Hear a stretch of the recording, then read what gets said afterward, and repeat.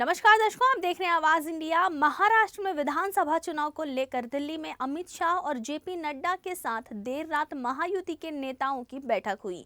बैठक में महायुति की तरफ से एकनाथ शिंदे और देवेंद्र फडणवीस सहित अजित पवार भी मौजूद थे। बैठक को लेकर एकनाथ शिंदे ने पत्रकारों से बात करते हुए बातचीत और चर्चा को सकारात्मक बताते हुए कई मुद्दों पर अपनी बात रखी। वहीं मुंबई में अगली बैठक होने की बात कही। महायुतीची महाबैठक झाली, अतिशय सकारात्मक झाली आणि आता पहिली बैठक झाली। आता पुन्हा उद्या बैठक होईल आणि त्यातून निर्णय होईल महायुतीचा मुख्यमंत्री आणि महायुतीची मंत्रिमंडळ गटित होईल।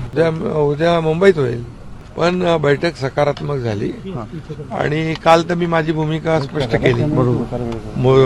आदरणीय प्रधानमंत्री मोदीजी आणि अमित शाह साहेबांशी देखील माझी चर्चा झाली। आज अमित भाई आणि जेपी नड्डा साहेबांच्या बरोबर चर्चा झाली आणि आम्ही तिघही होतो। मी होतो, देवेंद्रजी होते, अजितदादा होते। बैठक अतिशय सकारात्मक झालेली आहे आणि पुन्हा उद्याही बैठक होईल। अरे आमची भूमिका काल मी जाहीर केली की महायुतीच्या मुख्यमंत्री पदाच्या उमेदवाराला शिवसेनेचा पाठिंबा कालच मी दिलेला आहे, त्यामुळे तो डेडलॉक संपलेला आहे। नाही, आता ते त्यांचं विधानमंडळाचं नेता निवडीची बैठक होईल ना, त्यानंतर पुढची। अरे बाबा, असं काही नाही, ते वेगळी चर्चा काही नाही। असं सरकार स्थापनेवरच चर्चा झालेली आहे, अशी वेगळी काही चर्चा झाली नाही। अजित पवार आमच्यामध्ये पूर्णपणे समन्वय आहे, सकारात्मक आम्ही सगळे आहोत आणि आम्हाला राज्यातल्या जनतेने जे अतिशय क्लिअर कट मॅन्डेट दिलेले आहे त्यांचा आदर आम्ही करतोय आणि लवकरच सरकार स्थापन करू। ते आधी आले होते, मी आलो उशिरा आणि त्यानंतर आमचे पण तिकडे झाले पहिला कार्यकाळ। आता काळजी भाऊ मुख्यमंत्री मी आहे, सगळ्यांची काळजी घेतोय। आलेली आता नवीन ओळख निर्माण झाली, सक्का लाडका भाऊ।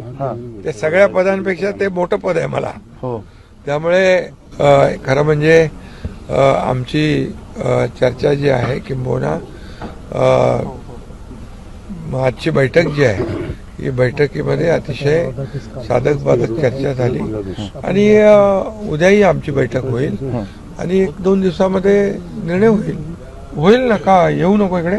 अरे बाबा, काल मी माझी भूमिका स्पष्ट केली, संपूर्ण महाराष्ट्राने ते बघितली आणि मोदीजी आणि अमित भाईंची माझं फोनवर चर्चा झाली आणि शिवसेना जी आहे आमची वैचारिक एक विचारधारा एक समान असलेले आम्ही दोन्ही पक्ष आहोत, त्यामुळे पदापेक्षा आम्हाला जनतेने दिलेलं जे काही कौल आहे आणि त्याचा आदर करणं हे आमचं काम आहे। आजही मी खुश आहे, कारण जे आम्ही 2-2.5 वर्षात जे काम केलं या महाराष्ट्रातल्या जनतेसाठी आणि महाराष्ट्रातल्या जनतेसाठी जे कल्याणकारी योजना आम्ही केल्या, लाडकी बहीण त्यात महत्वाची आहे आणि त्याचा रिझल्ट जो आहे या निवडणुकीमध्ये पाहायला मिळाला। आतापर्यंतच्या इतिहासामध्ये कधी एवढी मेजॉरिटी मिळाली नव्हती। याचा अर्थ काय?